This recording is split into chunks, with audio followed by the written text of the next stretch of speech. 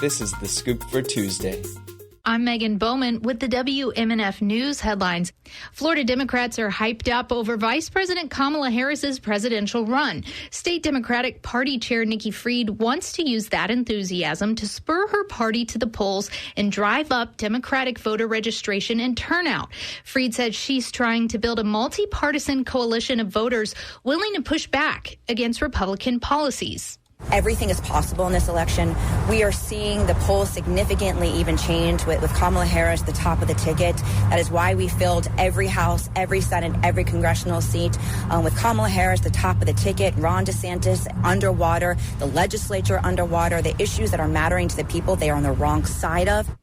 Republicans have a 1 million voter advantage in Florida. Much of that gap is due to a larger number of Democrats being placed on an inactive voter list. They can be removed from the rolls after not casting ballots in the last 2 election cycles. However, those voters can still vote, and Fried said she's targeting the inactive list to re-engage those people. New state data shows abortions are down since a law preventing the procedure after 6 weeks of pregnancy went into effect. More than 40,000 abortions were reported statewide this year as of August 1st. But the month-to-month increases are significantly lower than in previous months and from the same time last year. The 6-week abortion ban took effect May 1st. Data from the Florida Agency for Healthcare Administration shows 3,500 procedures have been done in Hillsborough County and nearly 9,000 in Dade. The Tampa Bay Times reports of all the abortions done this year, over 37,000 were in the first trimester, nearly 3,000 in the second, and only 3 in the third. Yesterday was the first day of school for students in the Tampa Bay area.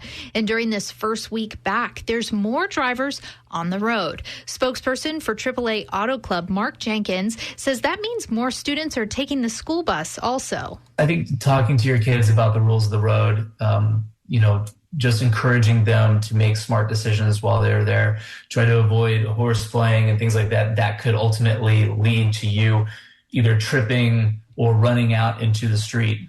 That can be extremely dangerous and have awful consequences. It's not all on the students, though. According to a AAA survey, 19% of drivers admit to driving around a school bus when the stop signal is on. In Hillsborough County, there are now camera systems on buses to help catch those who break the law. Jenkins says this new technology could help with safety as well.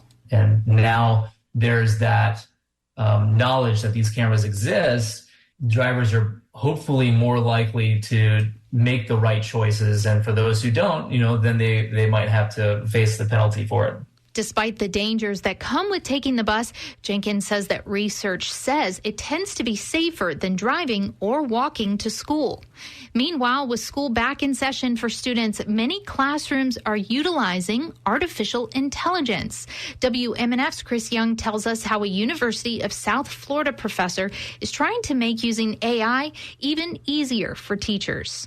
USF St. Petersburg professor Zyfer Unal was curious how teachers use AI in the classroom. So we conducted a study of 140 K-12 teachers in Florida and Georgia, asking them how they use it. So we were expecting negative feelings about it, but the results that we received from the survey were totally different.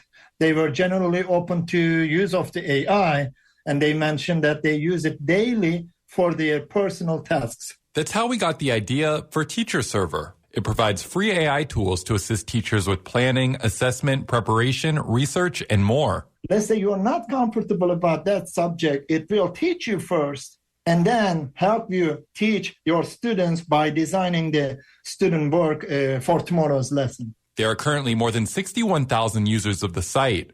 Unal is applying for grants for the program. He hopes that it can expand with images, video, and audio capabilities in the future. Chris Young, WMNF News.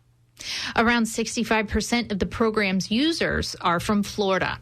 For your weather, today will be mainly sunny with possible showers and thunderstorms this afternoon. Your high is 92. Tonight will be mostly clear with an overnight low near 78. It's 82 degrees in Tampa and 78 in Sarasota. I'm Megan Bowman with the WMNF News headlines. This is The Scoop. Recorded at WMNF Tampa.